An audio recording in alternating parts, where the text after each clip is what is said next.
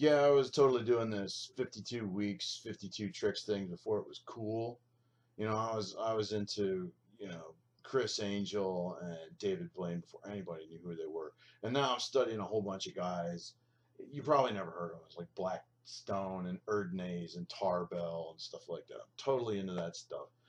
And everybody wants you to do card tricks and everything like that. And I don't know. There's just something about that that's too mainstream, And so I learned one because you're a magician. You got to do a card trick, and so I got one card trick, and it's kind of generic. So I was in this little underground shop, and I found these cards, right? And they got nothing printed on them. In fact, they're generic. It says so right on the box, man. And not only is the box blank, but the cards are blank too. I mean, and the cards are blank on the faces and they're blank on the back sides, and I couldn't believe it.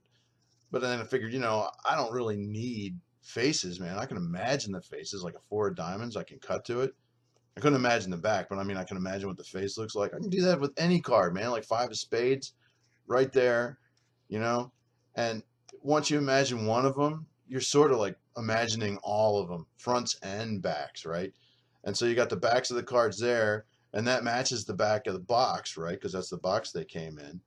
And if you got a couple of them and you got the fronts and backs, well, then you got a whole deck of cards. And so, what do you need to have a regular deck for, man? You just get one of these blank decks of cards, and you got a whole deck right there. That's all you need. Am I right?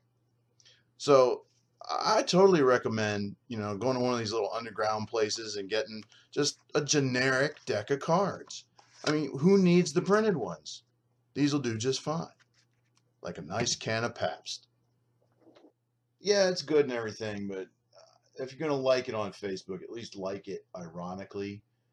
And oh, and the other thing is, might want to check the number of views on this because, if 100,000 people have viewed it, it's totally over.